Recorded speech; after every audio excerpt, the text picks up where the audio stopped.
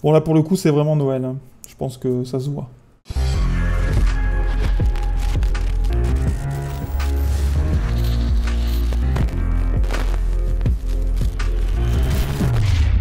Salut les amis, salut à tous. Alors on se retrouve pour une nouvelle vidéo tutoriel sur le CSS. Donc là ça va être une très grosse partie puisque là on va vraiment rentrer dans le concret. On va intégrer un vrai site internet cette fois-ci. On va partir d'un design, donc un design sous Photoshop, c'est-à-dire une création graphique faite par un graphiste. Et ensuite, on va donc partir de ce fichier-là et le transformer en un vrai site internet. Alors cette vidéo va être assez longue, donc je vais la découper en plusieurs parties. Bien entendu, pour suivre correctement cette vidéo-là, il faut avoir vu toutes les vidéos précédentes, c'est-à-dire les tutoriels sur le HTML et le premier tutoriel sur l'initiation au CSS. Alors on va démarrer sans attendre. Je vous ai mis dans la description un lien pour aller télécharger le fichier Photoshop qui va nous servir de base pendant l'intégralité de ce tutoriel d'intégration. Alors ici, je vais utiliser Photoshop. Je vous conseille très fortement d'utiliser Photoshop. Alors certes, Photoshop, ça n'est pas gratuit. Si vraiment vous ne pouvez pas vous le permettre, vous pouvez télécharger le GIMP, qui est un logiciel gratuit. Par contre, ça va être assez compliqué de suivre quand même ce tutoriel puisque je vais utiliser moi Photoshop. Donc il va falloir qu'à chaque fois vous trouviez l'équivalent des fonctions dans The GIMP. Donc je ne vous conseille vraiment pas. Allez télécharger la version d'essai de Photoshop. Aujourd'hui, il me semble que si vous prenez juste Photoshop... Hop, oui, je tape Adobe Photoshop. Donc là, j'arrive sur le site. Donc vous avez effectivement un essai gratuit ici. Qui vous permet de tester Photoshop pendant 7 jours, bon ça servira pour ce tutoriel là. Si vous voulez vous abonner uniquement à Photoshop, alors vous avez donc Creative Cloud pour la photo, c'est 11,99 € par mois. Sachant que, enfin voilà, c'est pas non plus excessivement cher. Voilà. Après, si en plus vous êtes étudiant ou enseignant, vous avez la possibilité de d'avoir tout Creative Cloud pour 15,60 €. Alors, je n'ai pas d'action chez Adobe, mais si vous voulez, c'est vraiment la base, quoi. Photoshop, quand vous allez travailler sur des sites internet, si vous l'avez pas, c'est vraiment problématique. Vous pouvez pas faire abstraction de ça. Donc je vais ouvrir mon fichier PSD qui est donc mon fichier Photoshop. Donc là j'ai mon fichier qui s'est ouvert. Alors on va intégrer une seule page, mais c'est une page avec beaucoup d'éléments. Donc là comme vous voyez c'est un site qui... Voilà, on va dire que c'est un restaurant fictif qui vend des burgers. Bon là il est en anglais, c'est pas bien grave, hein. On va l'intégrer en anglais. Donc vous avez dans ce site en fait une première section qu'on va appeler le header, dans lequel vous avez une bannière, vous avez un menu ici en haut à droite, un logo ici. Voilà, donc là, voilà, un header assez simple. Quand on va cliquer sur les éléments du menu, on va imaginer que le site va descendre automatiquement. Donc on a ensuite des visuels, on a un bouton, on a une espèce de... alors, on va pas faire un carrousel pour le moment, mais voilà, on a une espèce on peut choisir son burger en tout cas. Ici, vous avez un petit carrousel, puisqu'il y a les points en fait ici qui vous permettent de changer d'image, donc on verra ça, on ira un petit peu plus loin. Là, c'est assez intéressant parce que vous avez un petit formulaire, ce qui nous permettra d'aller un petit peu plus loin sur les formulaires, comme je vous l'avais précisé. Donc un formulaire de réservation. Et en fait, vous avez un footer à la fin avec les réseaux sociaux, nous contacter, etc. Donc c'était un site qui est assez simple, c'est ce qu'on appelle un site one page dans le jargon. Un one page, ça veut dire qu'en fait, il n'y a qu'une seule page, c'est-à-dire que peu importe là où vous cliquez, vous allez rester sur cette même page, ça va juste se déplacer de haut en bas. Donc ça va nous permettre de voir beaucoup de choses. On va pas rentrer cette fois-ci dans le développement vraiment, c'est-à-dire dans les fonctionnalités, dans le code, c'est-à-dire que pour le moment, on va pas faire fonctionner réellement le formulaire de réservation. On verra ça après, une étape après l'autre. Pour l'instant, on est vraiment à partir d'un design et le transformer en vrai site internet. Et ensuite, l'étape suivante, bien entendu, ce sera de faire en sorte que les fonctionnalités de ce site internet fonctionnent. Voilà. Par où commencer ? Déjà, dans un premier temps, j'ai besoin de rajouter quelques précisions. J'en ai pas tellement parlé, mais en fait, dans un site internet, en web de façon générale, l'unité de mesure, c'est le pixel. Alors le pixel, c'est quoi ? Sur un écran, c'est un petit point, mais là, c'est pas ce qui nous intéresse réellement, c'est plutôt l'unité de mesure qui nous intéresse. Un pixel, c'est effectivement, oui, un point. Si par exemple, je regarde la résolution de mon écran en faisant clic droit paramètres d'affichage. Donc là j'ai 2 écrans, mais celui-ci, ici, la résolution c'est 2560 par 1440. En réalité c'est 2560 pixels par 1440. C'est-à-dire que si je fais un site qui a une largeur de 2560 pixels, il va prendre toute la largeur de mon écran. Pareil, si je fais 1440 pixels de haut, il va prendre toute la hauteur de mon écran. Bon, sachant que, en réalité, c'est pas totalement vrai, puisque dans Chrome, il y a la barre d'adresse en haut, donc ça prend un peu plus de place, donc j'aurai pas 1440 pixels de haut disponibles, j'en aurai un peu moins. Pareil, des fois, ça dépend des navigateurs, mais il peut y avoir des petites bordures sur les côtés, ou des choses comme ça. Si je décide de le passer, je sais pas moi, en 1280 par 1024, vous allez voir que les éléments vont être plus gros sur mon écran. Là, je le fais pas parce que ça risque de faire planter mon enregistrement. Mais en fait, du coup, si je fais un site de 2560, il rentrera plus. Voilà. Donc en fait, il faut prendre en compte ce premier paramètre qui va être la résolution des écrans. Et on va aller même encore plus loin quand on va parler des téléphones mobiles, puisque les téléphones mobiles ont des résolutions encore plus basses. Cet aspect-là, c'est ce qu'on appelle le responsive, c'est-à-dire faire en sorte que mon site s'adapte à toutes les tailles d'écran. L'aspect responsive, pour l'instant, on va l'occulter complètement. C'est-à-dire qu'on ne va pas s'intéresser à ce que mon site internet fonctionne sur le téléphone, sur tous les écrans. Alors c'est pas une bonne idée en réalité, hein. C'est pas une bonne idée puisque quand on conçoit un site, il faut que dès le début, on prévoit qu'il puisse fonctionner sur tous les écrans, sur tous les supports. Mais dans le cadre du tutoriel, ça va être beaucoup plus pertinent parce qu'on va d'abord, je vais pas vous submerger d'informations inutiles pour le moment, c'est-à-dire dans un premier temps, on va vraiment essayer d'intégrer le site tel qu'il est là, et en l'occurrence, si je vais dans Images, taille de l'image, je vois qu'il fait 1440 pixels de large, donc on va l'intégrer avec une résolution de 1440 pixels de large, ce qui est peut-être un petit peu beaucoup, puisque vous avez certains écrans, par exemple sur les petits Mac, c'est peut-être limite, voilà. Mais bon, en tout cas, pour ce qu'on veut faire, ça va fonctionner. Il vous suffira à la limite de dézoomer dans votre navigateur en faisant CTRL plus la molette pour que le site rentre. Une fois qu'on aura fait ça, on verra ensuite comment faire en sorte que le site s'adapte à la taille de mon écran et en fonction, enfin voilà, en fonction de la taille du téléphone, etc., etc. Je précise aussi que cette formation n'est pas un tutoriel Photoshop. Là, je vais vous montrer vraiment les fonctionnalités extrêmement basiques au fur et à mesure sur Photoshop. Je ne vais pas vous faire un cours sur qu'est-ce que c'est Photoshop, comment ça fonctionne, etc. Là, pour l'instant, tout ce que j'ai fait, j'ai double-cliqué sur mon fichier PSD, il s'est ouvert. Vous pouvez zoomer, dézoomer en utilisant Alt et la molette pour zoomer et dézoomer dans le design et vous déplacer avec l'ascenseur ici à droite. Donc bien sûr, je vais devoir vous expliquer certaines fonctionnalités de Photoshop, mais ce n'est pas du tout un cours complet sur Photoshop, il y en aura certainement un plus tard, mais ça ne sera pas nécessaire pour le moment. Voilà, maintenant que cette introduction est faite, on va pouvoir passer plus au concret. Alors, on va s'occuper d'abord d'intégrer vraiment le header, donc cette partie qui est en jaune ici. Alors moi, ce que je fais toujours quand je démarre la création d'un site internet, c'est que je vais d'abord récupérer toutes les images dont je vais avoir besoin, je vais les exporter. Là, vous avez de la chance puisque ce fichier Photoshop est plutôt bien organisé. Puisque si on regarde les calques ici en bas à droite, alors si jamais cette fenêtre n'apparaît pas, vous allez dans Fenêtre, Calque, ici, où c'est la touche, le raccourci F7. Donc en fait, les calques, comment ça marche? C'est une liste de calques les uns après les autres. Vous avez des dossiers dans lesquels vous pouvez mettre des calques. Après, vous pouvez mettre des dossiers, des sous-dossiers, des sous-sous-dossiers. Et en fait, vous allez pouvoir naviguer dans tout ça. Donc là, ici, vous avez à l'intérieur du groupe 1, alors je peux, avec le petit œil, masquer et réafficher. Ça me permet de voir très rapidement de quoi il s'agit. Et vous voyez que le groupe 1, en fait, c'est tout le header qui est là. Donc c'est ce groupe 1 qui va nous intéresser. Je vais faire un clic droit, je vais le mettre en rouge, comme ça on pourra le repérer. Donc, à l'intérieur, j'ai plein d'éléments. Pour l'instant, on ne va pas rentrer plus dans le détail. Je vais vouloir récupérer d'abord le logo. Alors, le logo, comment je fais pour récupérer?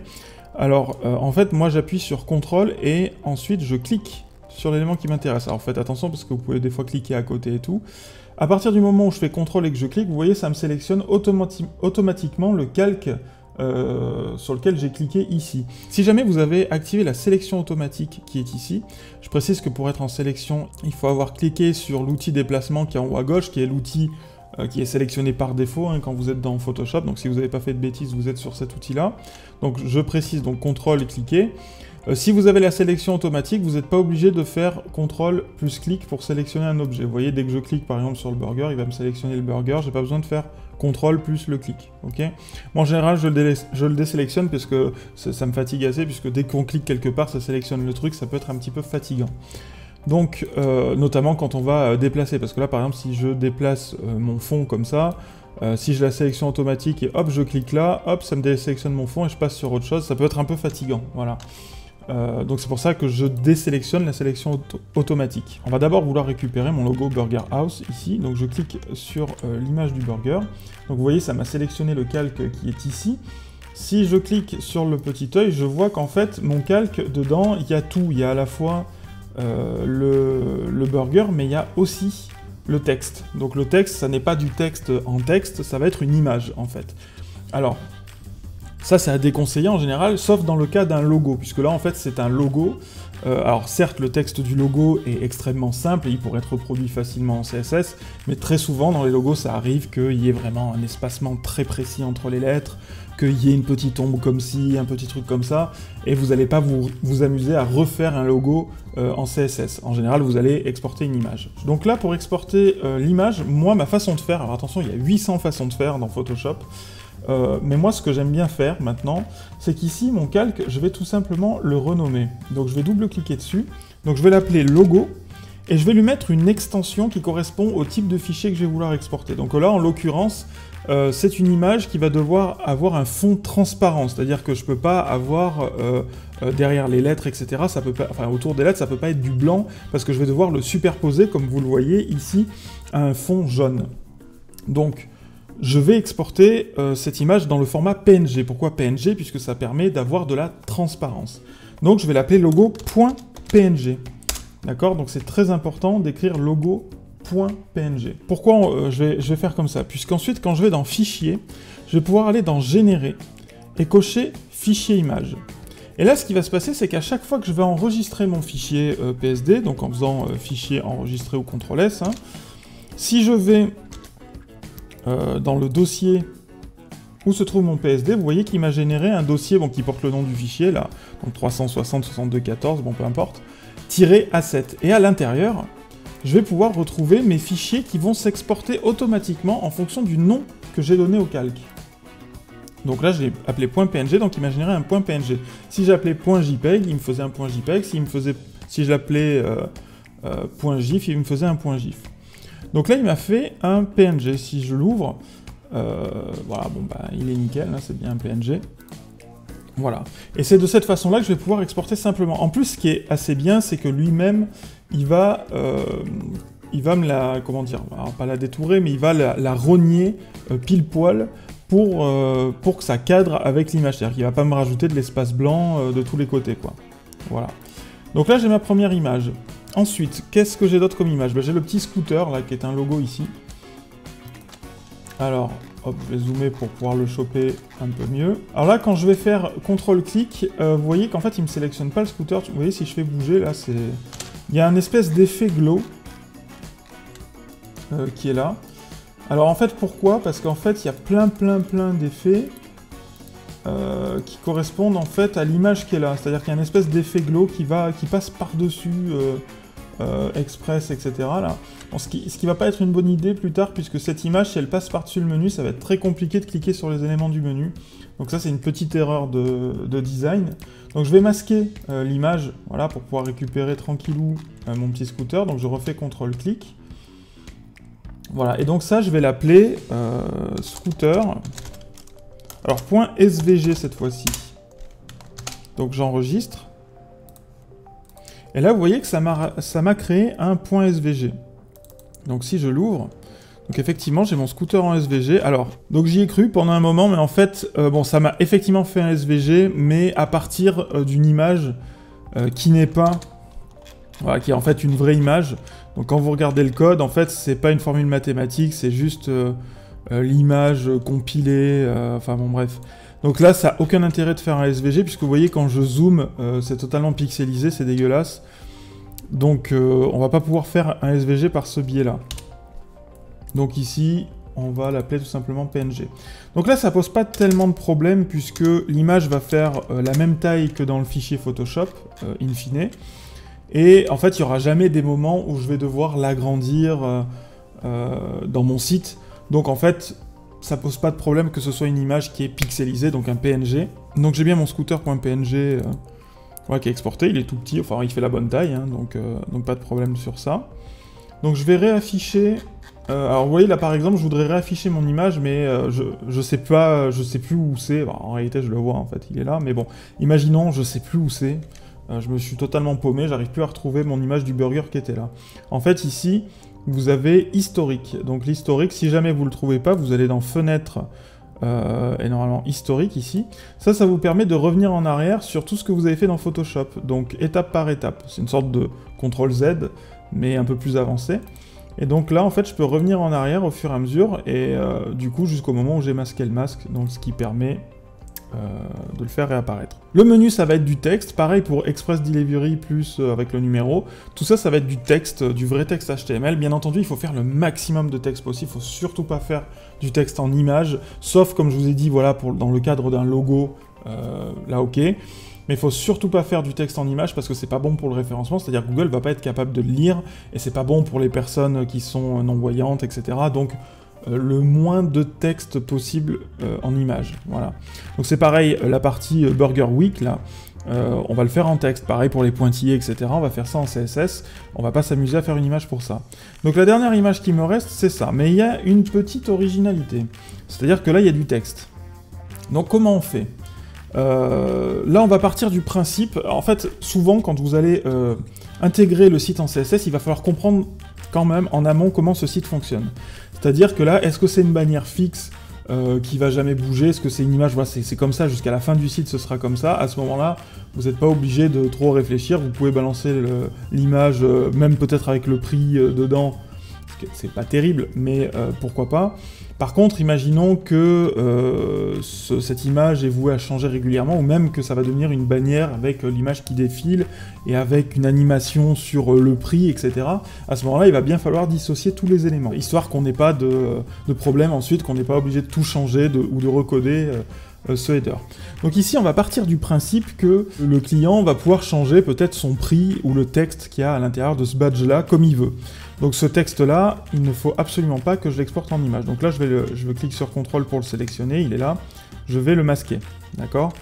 Ensuite, je vais me dire, peut-être qu'il va vouloir changer que l'image qu'il y a derrière, et le badge, ça restera toujours le même. Donc je vais exporter deux images différentes. Je vais exporter l'image en intégralité, avec tous les éléments, hein, le burger, les frites. Ça, je pars du principe qu'en fait, un graphiste va faire l'intégralité de cette image, avec les ombres aussi qu'il y a dessous. Et s'ils veulent la changer, ben, ils changeront l'intégralité de cette image. Et ensuite, le badge, par contre, je vais l'exporter à part, et je vais le rajouter par-dessus, puisque le badge ne changera pas, même si l'image de fond change. Donc pour l'instant, je vais masquer le badge, donc je clique dessus, donc je vois qu'il y a un dossier, en fait, j'imagine, voilà, c'est dans le dossier design, en fait, où il y a plusieurs éléments, puisqu'il y a l'ellipse, c'est-à-dire les petits pointillés, là, et le cercle rouge dessous. Donc je vais masquer ça. Je vais essayer de localiser... l'image, voilà, donc c'est ça. Et donc je vais renommer directement le dossier, donc je vais appeler ça burger.png. C'est bien de nommer plutôt correctement les choses, puisque après sinon vous allez être perdu. Donc là j'enregistre mon burger.png, et donc ici j'ai bien le burger qui apparaît. Alors par contre il y a un petit souci, là je le vois assez bien, c'est que, alors il y a une espèce de glow, là vous voyez, un espèce d'effet, là un peu jaune, là, qui brille, là au-dessus. Le problème c'est que cet effet, en fait, voilà, il diminue très légèrement, et en fait il est assez grand, puisque quand je regarde mon image, vous voyez, elle est plutôt centrée vers la droite. Donc ça, j'avoue, ça peut être un truc qui va peut-être, je dis bien peut-être, être un peu casse-couille par la suite. Pour l'instant, je vais pas trop le prendre en compte, je vais garder l'image comme ça en me disant que voilà, je garde mon effet glow là qui disparaît au fur et à mesure et qui va vraiment loin sur les bords. On retaillera peut-être l'image après si jamais ça pose un souci. Donc ensuite je vais réafficher, donc c'était design là qui est juste au-dessus, je vais le réafficher. Et donc je vais appeler ça prix.png. Alors toujours PNG hein, parce qu'il y a de la transparence partout. Donc j'enregistre.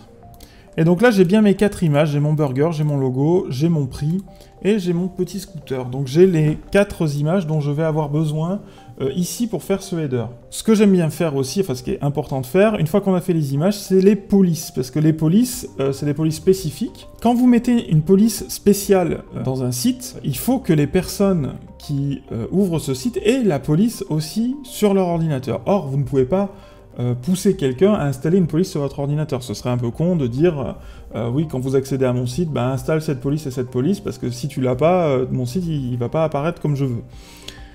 Donc en réalité, ce qu'on va faire, c'est qu'on va embarquer les polices dans le site internet. Donc là, on va regarder un petit peu les polices qu'on a.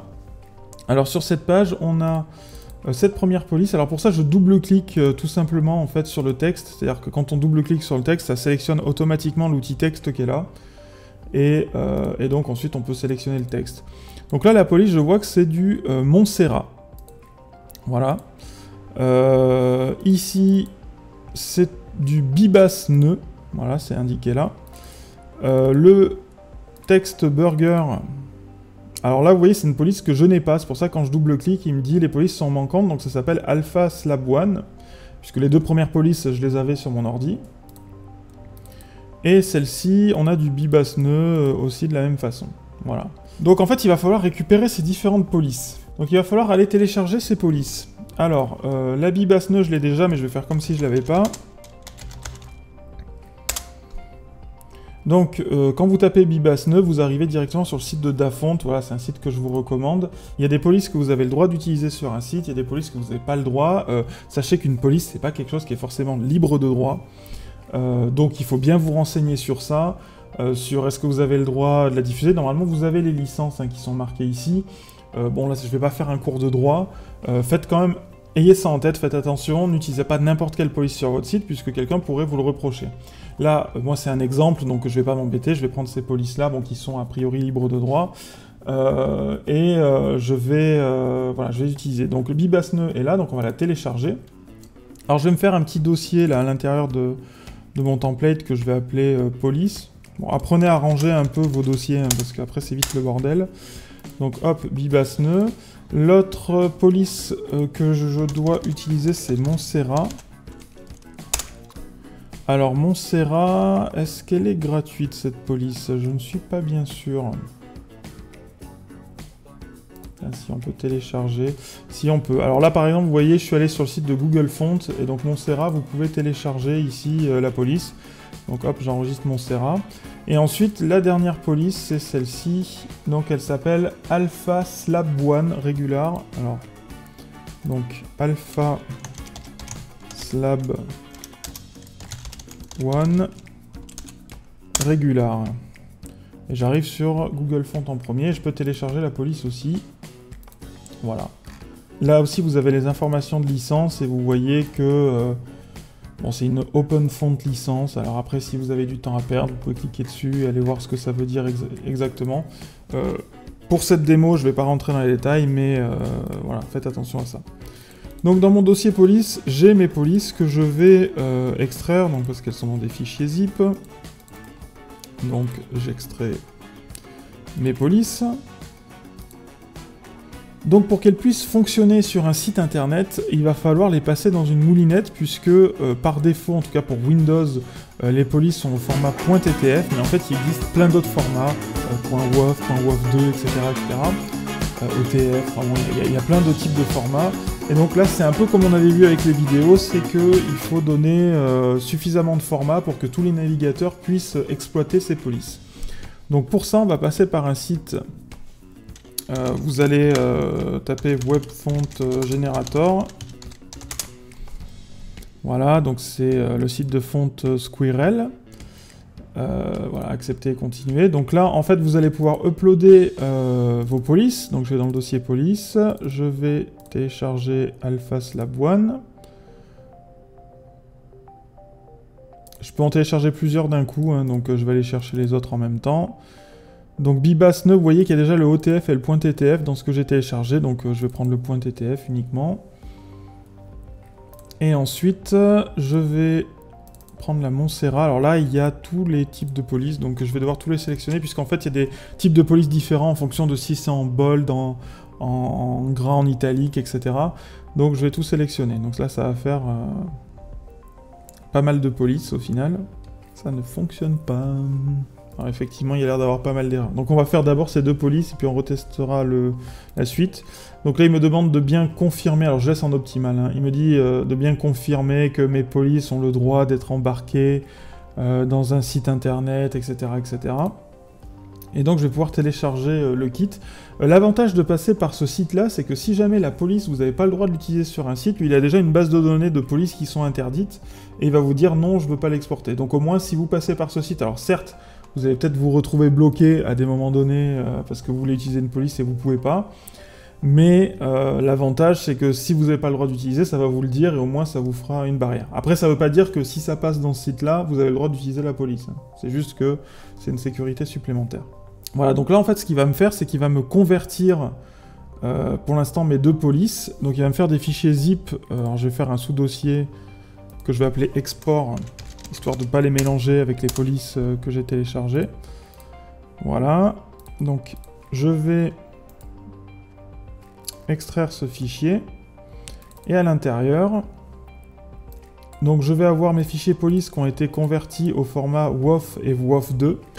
Et en fait, j'ai les fichiers HTML, voilà, si je les ouvre, à l'intérieur, j'ai la démo, c'est-à-dire pour montrer que l'intégration a bien fonctionné. Donc je vais ouvrir Visual Studio Code, donc l'appli qu'on utilise pour coder, et je vais faire glisser à l'intérieur ce fichier style.css. Et en fait, là, ça va me montrer la méthode pour intégrer dans une feuille de style CSS une nouvelle police. Donc en fait, on utilise @font-face. On va donner le nom de la police, ensuite on spécifie les URL du fichier WOF2 et du fichier WOF, et ensuite en fait on va définir ici à quel style ça correspond. Donc là pour l'instant il n'y a que 2 polices, donc bon c'est normal, mais on va voir pour le Montserrat qui lui a 28 polices avec celle qui est en gras, celle qui est en italique. Ici en fait on va préciser à quel type de font ça correspond, c'est-à-dire est-ce que c'est la version italique, est-ce que c'est la version en gras, pour que ensuite en CSS, quand on dit cet endroit-là, cette police, je veux la mettre en gras, elle se mette en gras et utilise donc le bon fichier de police. Alors quand c'est comme ça, on va pas s'emmerder, on va passer par un autre site. Il y a transfonder.org, qui est juste proposé après, là, dans ma recherche. Donc je vais uploader mon Montserrat, hop, ouvrir, voilà, donc là ça a bien marché. Et donc là, je laisse tout par défaut. Donc vous voyez, il y a WOF et WOF2 qui est coché. Je pourrais choisir de les convertir dans d'autres formats. Et donc en fait, là, je vais cliquer tout simplement sur Convert. Donc ça va convertir toutes mes polices. Donc j'attends un petit peu. Donc voilà, maintenant, j'ai plus qu'à télécharger. Donc pareil, ça m'a fait un fichier zip. Je vais le mettre dans mon dossier export.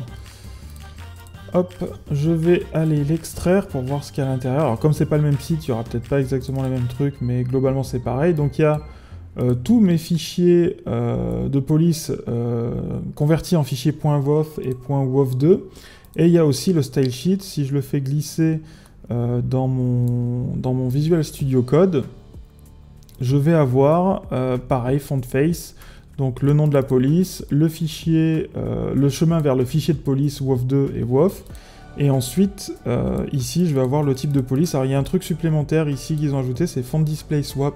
Donc ça en fait c'est un truc pour optimiser le chargement des polices sur un site, c'est-à-dire que ça charge d'abord tout le texte sans la police et ensuite ça swap, c'est-à-dire ça transforme le texte en mettant la bonne police.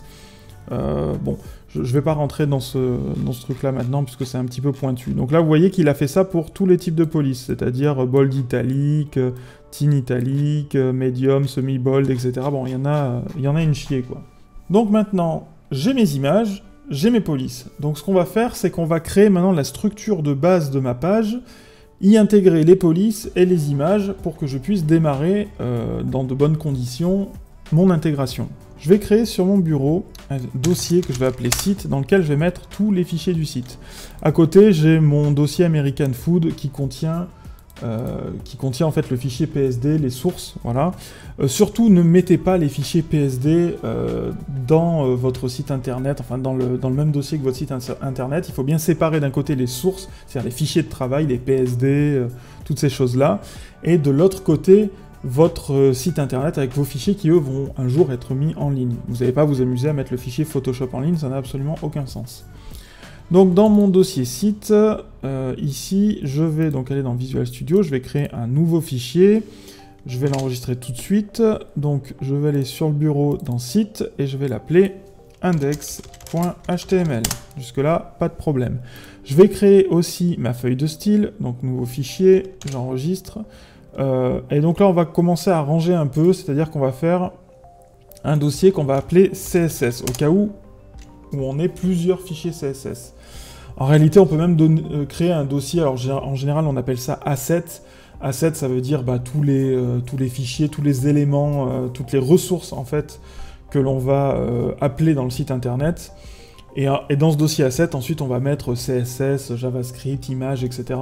Bon, là, vu que c'est un site excessivement simple, je vais juste créer un dossier CSS. Après, vous pouvez bien le ranger comme vous voulez. En fait, ça c'est votre problème. Puisque là, on travaille pas avec un framework, on travaille pas avec un truc tout prêt. Là, on fait tout du début jusqu'à la fin, donc on fait bien comme on veut. Voilà, donc dans le dossier CSS, je vais mettre style.css, qui va être mon fichier de style. Ok. Au même niveau que CSS, je vais créer un dossier que je vais appeler font, dans lequel je vais mettre mes polices. Donc mes polices, en l'occurrence, c'est quoi? Donc je reviens sur mon bureau, dans mon dossier de travail. Donc là, j'ai police, donc j'avais créé un dossier export. Dans ce dossier export, j'ai mes polices Montserrat, donc je vais toutes les sélectionner, je vais les copier dans le dossier font. Hop, donc là vous voyez qu'il y en a un bon paquet. Et ensuite, il y a mes deux autres polices. Ah pardon, là je suis dans le site. Je reviens en arrière. Dans WebFontKit, j'ai Bibas Neregular et Alpha Slabon. Donc j'ai 4 fichiers que je vais copier eux aussi et que je vais coller là. Donc là dans le dossier font, je ne copie que mes fichiers WOF et WOF2, d'accord? Les autres fichiers qui étaient fournis, c'est-à-dire les fichiers .css, etc., en fait ça je vais faire des copier-coller dans ma feuille de style CSS, donc j'ai pas besoin de copier ces fichiers-là, d'accord? Voilà. L'autre dossier que je vais faire, c'est un dossier que je vais appeler IMG, dans lequel je vais mettre tout simplement mes images. Et donc, je vais aller chercher mes images dans mon dossier, hop, je remonte. Donc, c'était le dossier Asset, donc j'ai mes 4 images, je vais les copier et les mettre ici. Voilà. Donc là, j'ai ma structure de base, donc j'ai mon fichier index.html qui est à la racine, j'ai mon dossier image, mon dossier font, mon dossier CSS, j'ai donc toutes mes ressources pour commencer tranquillou mon site internet, sachant que, encore une fois, je ne m'occupe pour le moment que du header, c'est-à-dire de cette partie en haut. En réalité, j'ai oublié un truc. C'est pas bien, en fait. C'est le truc qui se voit le plus, mais que j'ai totalement oublié. C'est que là, vous voyez, quand je zoome, j'ai des petits motifs. Voilà, et j'ai complètement oublié ces petits motifs. Donc on va aller voir comment le graphiste les a fait. Je clique sur CTRL, je clique, donc je vois que j'ai un espèce de rectangle. En fait, c'est une image, tout connement, c'est une image. Donc je vais pas m'embêter. Donc là, c'est une image qui n'a pas besoin de transparence, hein, comme vous pouvez le noter, puisque il n'y a pas d'élément de transparence. Je vais appeler ça header.jpeg. JPG. Donc j'enregistre. Je vais voir, alors pas ici, dans mon dossier de travail, et donc là ça m'a créé un fichier header. Si je l'ouvre, il n'y a pas de bord blanc sur les côtés, comme vous pouvez voir, donc il est nickel. Donc je vais le copier lui aussi dans Images, voilà. Et donc là j'ai, pour cette fois-ci, pour de vrai, toutes les images dont j'avais besoin. Ok. Alors pourquoi j'ai fait une JPEG et pas une PNG? Ça aurait marché parfaitement avec une image en PNG. Si ce n'est que le PNG est un peu plus lourd qu'un fichier JPEG. Donc quand il n'y a pas de transparence, je préfère utiliser un fichier JPEG. A noter que mes fichiers, là pour le moment, mes fichiers images ne sont pas du tout optimisés. C'est-à-dire que je pourrais gagner beaucoup plus de poids. Je vois par exemple que mon image JPEG fait 398 kg. C'est le cas de mes autres images. Pour l'instant, je vais travailler avec ces images, avec le poids qu'elles font. Et ensuite, avant de mettre mon site en ligne, je vais optimiser ces images. A noter que j'ai capté tout à l'heure qu'il y avait une petite originalité, c'est que si je vais dans Images, taille de l'image, je vois que la résolution en fait des images est en 300 dpi. ce qui n'est pas une bonne idée puisque c'est beaucoup trop gros. En fait, la résolution, c'est quoi? C'est la densité de pixels. Je ne vais pas rentrer dans les détails, mais en fait, en impression, quand vous imprimez des documents, il faut que la résolution soit au moins de 150 à 300 dpi, plus ça vaut pas le coup. Et par contre, pour les écrans, c'est 72 dpi. Alors, c'est pas totalement vrai non plus, dans le sens où maintenant, vous avez des écrans, notamment les écrans de téléphone, mais pas que les écrans de téléphone, qui ont des résolutions bien plus élevées, et du coup, ça peut valoir le coup d'exporter les images avec une forte résolution. Là, on va pas se prendre la tête là-dessus. En temps normal, j'aurais peut-être descendu en 72 dpi ici. Et bien sûr, là, dans la largeur, il faut remettre 1440 parce que sinon, ça va devenir tout petit. Bon, ça aurait rien changé à tout ça, si ce n'est que mes images n'auraient pas fait 300 dpi à l'export. Et du coup, seraient d'une taille beaucoup plus raisonnable. Bon, même si, en vrai, à part ces deux images-là, qui sont effectivement, parce que les deux cumulées, elles font 1 méga à 7, c'est énorme. C'est pas, voilà, c'est pas une bonne idée d'avoir des images de ce poids-là. On va pas passer 1000 ans là-dessus, on va travailler avec ces images-là, et une fois qu'on aura fini le site, je vous montrerai comment optimiser les images. Alors, on va faire notre page HTML de base comme on l'a fait déjà beaucoup de fois. Donc le doctype, la balise HTML, la balise head, dans lequel on va mettre le meta char7 UTF-8, le titre de la page. Alors là, on va lui mettre un bon titre pour une fois. Donc ça s'appelle Burger House. Donc on va écrire Burger House, tout simplement. Voilà, H majuscule, pas de H majuscule, je ne sais pas. Allez, je vais mettre un H majuscule. Ensuite, je vais mettre le body, et c'est dans le body qu'ensuite on va déployer toutes nos balises HTML. Avant de commencer à décrire le contenu, ce que l'on va faire, c'est que on va intégrer la feuille de style. Donc pour ça, c'est la balise link avec le paramètre, l'attribut rel stylesheet. Ok. Je précise depuis le début, des fois je dis paramètre à la place de dire attribut, en réalité ça c'est un attribut, d'accord? Donc bon, c'est une forme de paramètre, mais le vrai terme c'est attribut. Et donc href, on va pointer la feuille de style. Alors la feuille de style est dans le dossier CSS, d'accord? Et dans style.css. Donc voilà, là j'ai inclus mon fichier CSS. Maintenant, je vais inclure les polices dans le fichier style.css. Alors pour ça, je vais aller copier les éléments dans mon dossier export. Donc d'abord pour Montserrat, donc là dans le fichier stylesheet.css, c'est compliqué à dire. Donc je le fais glisser ici. Là, je vais pouvoir tout simplement copier-coller tout ça. Donc je vais le copier. Ici, je vais pouvoir mettre, allez, on va faire les choses proprement, un commentaire où je vais marquer font pour dire que je déclare toutes les polices. Donc je colle. Alors, ça va pas marcher immédiatement. Pourquoi? Puisqu'en fait, là, le chemin n'est pas bon. Puisque mes fichiers de police, ici, si je reprends mon dossier, donc là, j'ai mon fichier index. Mon fichier style, CSS, il est là, il est dans le dossier CSS. Mais par contre, les polices, elles sont dans le dossier font. Elles sont pas au même niveau que le fichier CSS. Donc pour ça, je vais devoir modifier le chemin d'accès aux polices. Donc je vais devoir, vu que je suis dans le dossier CSS, je vais devoir remonter d'un niveau. Et ensuite, je vais aller dans le dossier font. Alors, faites pas entrer parce que sinon, ça vous nique la police. Donc voilà, font, et ensuite, je vais pouvoir accéder à ma police. Donc en fait, il va falloir que je copie ça à tous les endroits où il y a URL. Donc en fait, pour pas m'embêter, vu qu'il y en a beaucoup, je vais faire replace. Voilà, donc en fait, ce que je vais rechercher, c'est URL avec un guillemet simple, et je vais le remplacer par URL, guillemet simple, slash font, slash. Ok. Et donc là, je vais faire replace all. Alors, attention, parce que ça me l'a fait pour le premier que j'avais modifié, donc je le recorrige. Et donc, en fait, là, ça m'a corrigé partout. Voilà, ce qui m'évite de m'embêter. Alors, j'aurais dû faire ça en ayant mis les autres polices Bibas et tout, mais je n'y ai pas pensé. Donc, on va aussi aller copier ici dans WebFontKit. Donc, pareil, il y a une style sheet qui a été générée. Donc, cette style sheet, je la fais glisser ici. Je vais copier les deux font face, là il n'y en a que deux, donc ça va, c'est assez simple. Je reviens dans mon fichier CSS. À la suite, je mets les déclarations font face. Donc là, pareil. Là, je vais faire des copier-coller hein, parce qu'il n'y en a que 4. Donc voilà, c'est plus rapide. Et donc là, j'ai bien les polices qui sont déclarées dans ma feuille de style CSS. Je vais fermer les 2 feuilles de style d'exemple. Voilà. Et donc, à la fin, je peux mettre ici, on va démarrer le style classique. Voilà. Donc là, si j'ouvre ma page index.html, bon, concrètement, il n'y a rien. Hein. Si je regarde le code source, j'ai bien mon style.css. Quand je clique dessus, j'ai tout ça qui apparaît.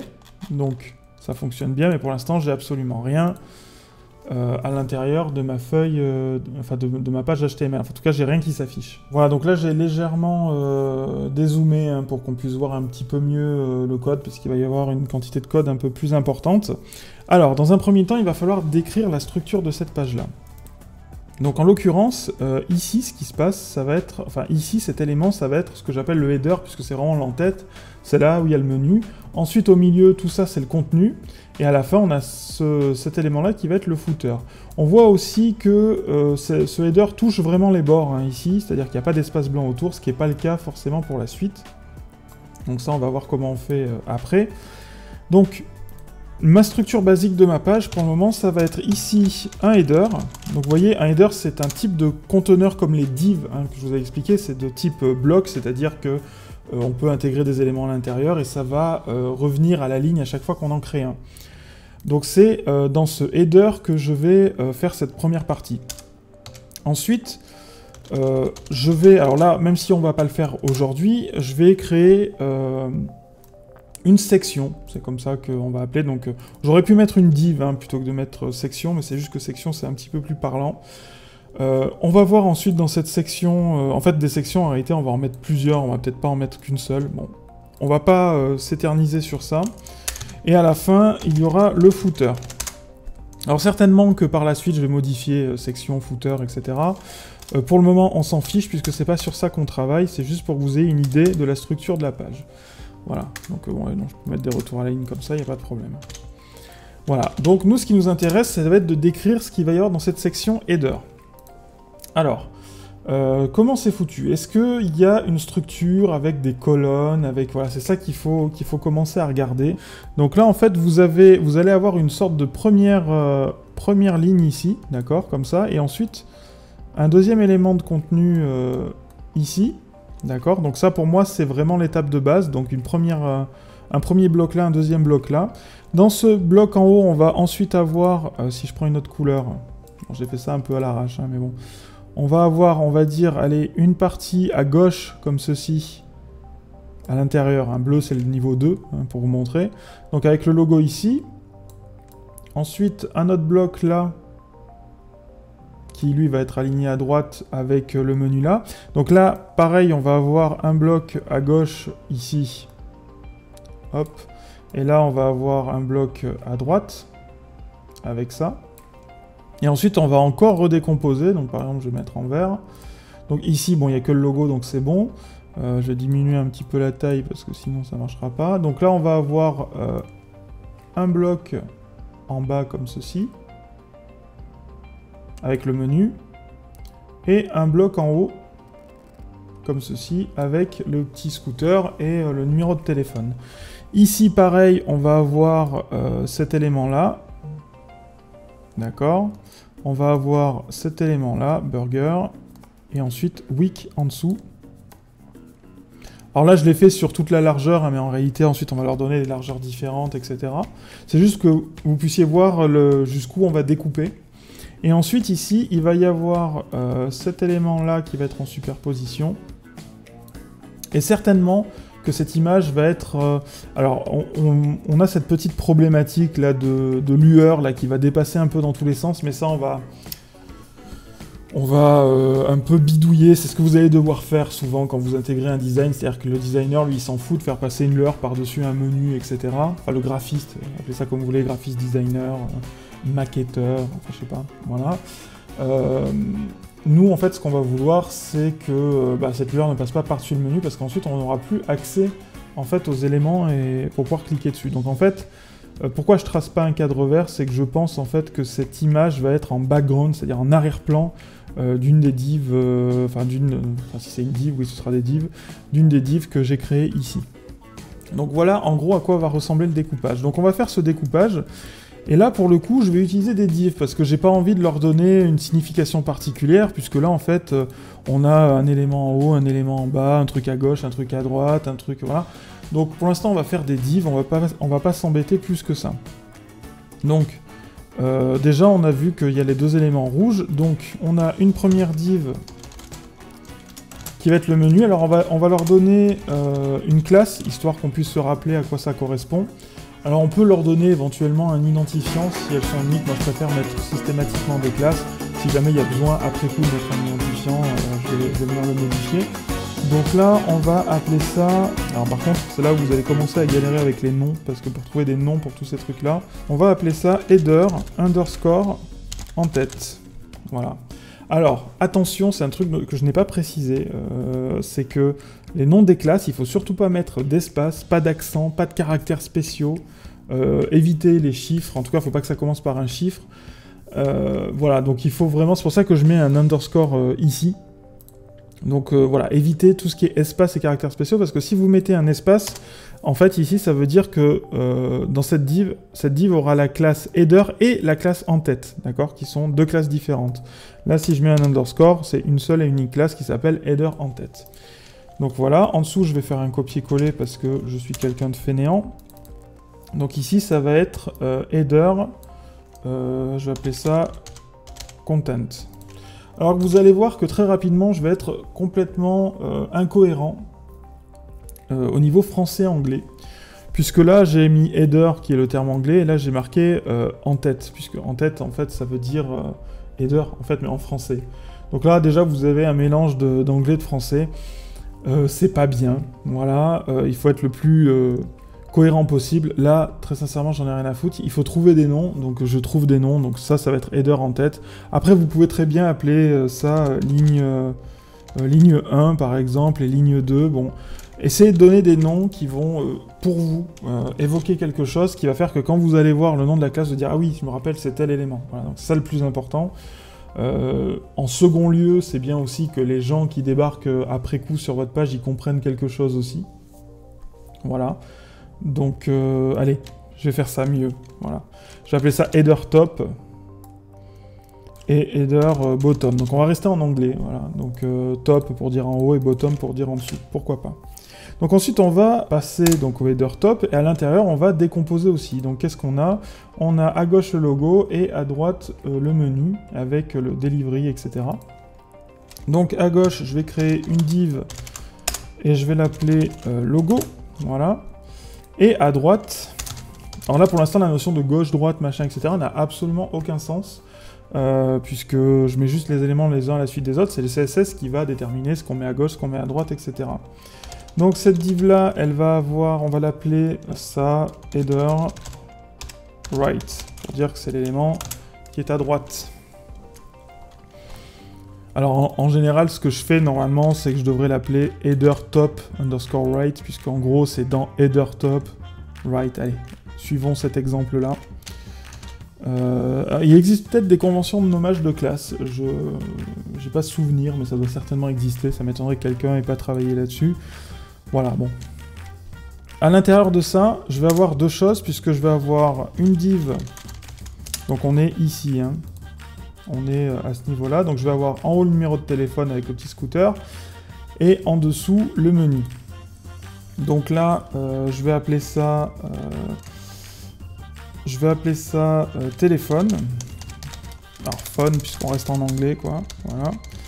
Phone. Et donc à l'intérieur, alors vous allez voir que le petit scooter, on va pas le rajouter physiquement, on va le mettre ensuite en CSS. Donc j'ai pas besoin de le décrire dans le fichier HTML. Par contre, je vais mettre le texte. Donc le texte, c'est Express Delivery avec le numéro de téléphone fictif.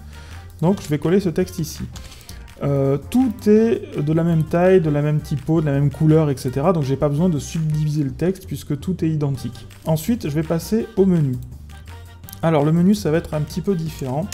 Donc je vais utiliser la balise nav, puisque nav, en fait, c'est une balise, c'est comme une div, sauf qu'elle est spécifique, ça veut dire que ce qu'il va y avoir à l'intérieur est un élément de navigation, ce qui est le cas puisque c'est mon menu.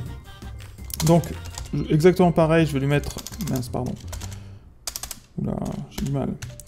Donc nav, je vais mettre la classe que je vais appeler menu, pour le coup, parce que cette fois-ci, c'est vraiment le menu. Et à l'intérieur, je vais utiliser une liste, donc la balise UL, pour décrire chaque élément de mon menu. Alors c'est vraiment bien de faire des listes pour les menus, puisque si après j'ai besoin de rajouter des sous-menus, etc., c'est beaucoup plus explicite pour Google et pour les robots en général qui vont explorer votre site, et c'est même assez propre d'un point de vue voilà, disposition. Donc le premier ELI, c'est homme, après... Donc là je le mets en majuscule.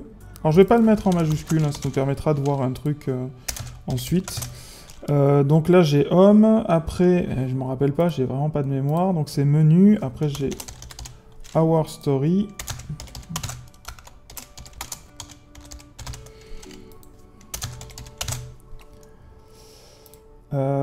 Contact us.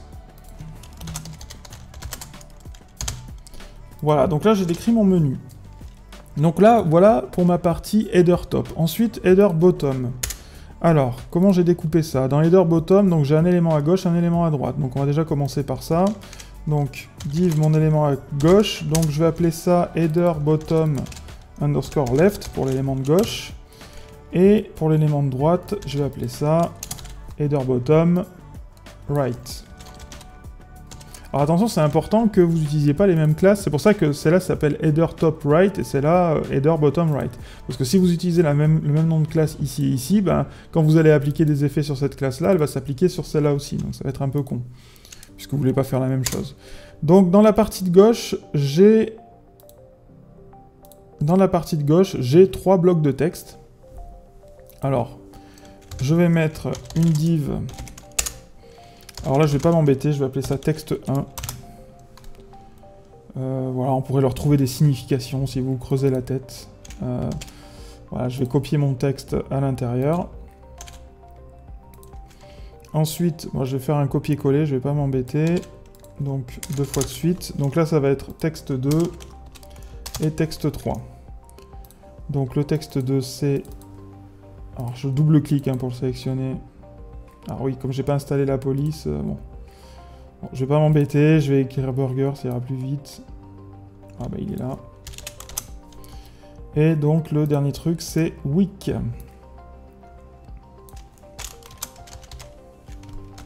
Voilà.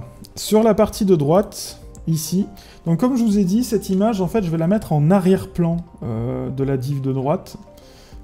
Donc on verra ça, comment ça fonctionne. Le seul élément que j'ai besoin de créer, c'est le prix qui est en fait ici. Alors en réalité, j'ai découpé qu'un seul élément, mais en fait il va falloir sous-découper à l'intérieur. Donc par exemple, je sais pas, je vais mettre ça en jaune. En fait, à l'intérieur, il va falloir ici mettre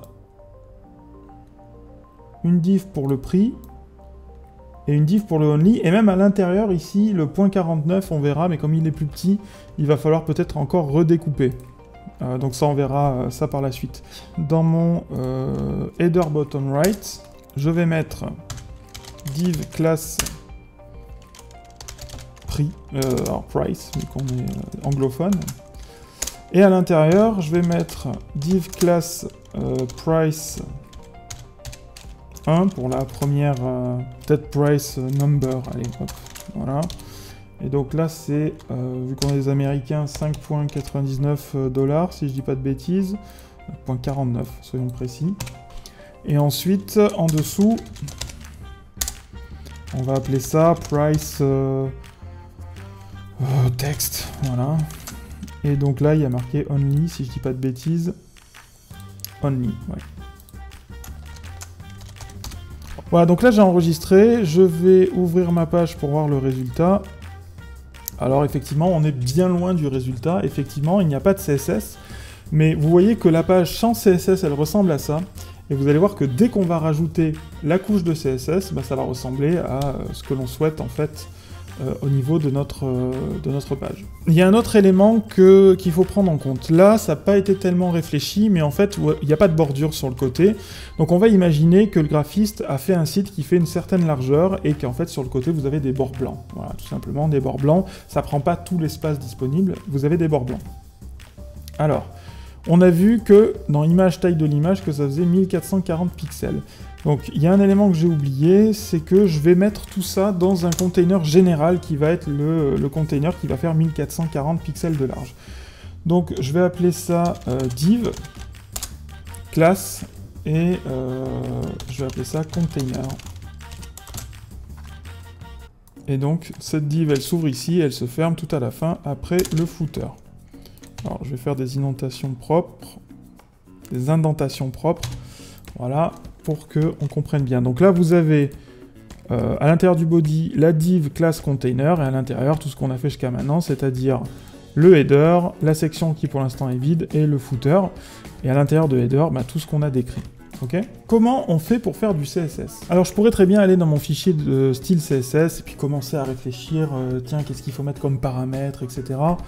C'est un petit peu compliqué. Donc, en fait, ce qu'on va faire, c'est que ici, donc je rafraîchis puisque j'ai créé ma div, on va utiliser un outil qui existe dans Chrome, mais qui existe aussi dans les autres navigateurs. Bon, il est un petit peu différent d'un navigateur à l'autre, mais voilà, globalement, en tout cas dans Chrome, on va utiliser celui de Chrome. Je vous pousse à utiliser celui-là pour le moment.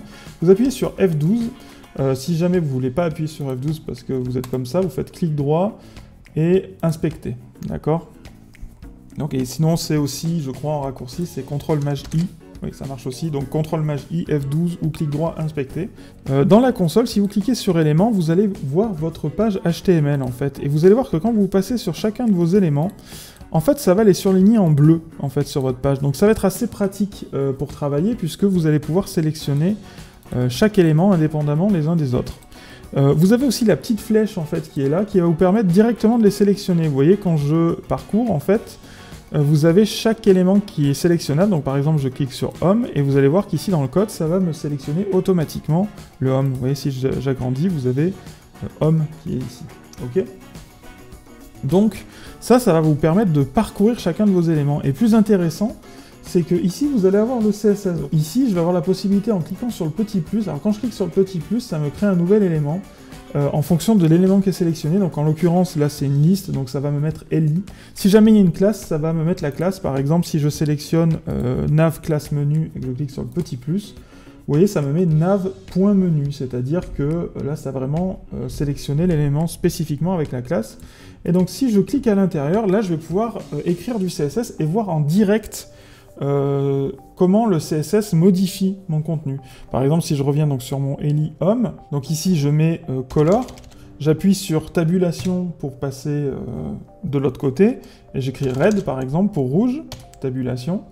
Donc ici, vous voyez que mes LI, tous mes LI, puisque c'est LI que j'ai sélectionné là, hein, même si c'est, je me suis basé sur Home, uniquement sur Home pour le faire, mais en fait la classe s'applique à tous les LI, vous voyez qu'en fait ici, ça m'a appliqué le truc. Donc ça va me permettre de pouvoir modifier en direct ici le CSS, regarder les effets, et ensuite j'aurai plus qu'à copier-coller le CSS. Parce que quand je modifie le CSS, là, ça ne met pas à jour mon fichier CSS, absolument pas. En fait, c'est juste temporaire. Ça me permet temporairement de faire des essais, et ensuite il faut que je copie ce truc-là, je fais CTRL-C, je vais ici dans ma feuille de style CSS, je vais venir le coller, et ensuite j'enregistre, et c'est appliqué. Donc là, si je reviens en arrière, je l'enlève. Parce que ici, si je rafraîchis la page, vous voyez que le rouge a disparu, ça ne s'est pas mis à jour. Voilà, donc c'est vraiment pour tester. Et donc on va utiliser ça, ça va être quand même hyper pratique. Voilà, donc on va s'arrêter là pour aujourd'hui. Merci en tout cas de m'avoir suivi. J'espère que j'ai été assez clair dans mes explications. Comme d'habitude, vous pouvez retrouver le code dans le descriptif de cet épisode. Vous pouvez aussi retrouver le fichier PSD qui est donc le design sur lequel on travaille là dans cet épisode. N'hésitez pas à poser vos questions dans les commentaires. Nous, on se retrouve très rapidement pour la suite de ce tutoriel. Merci à tous. C'est tout pour moi. Portez-vous bien. Ciao.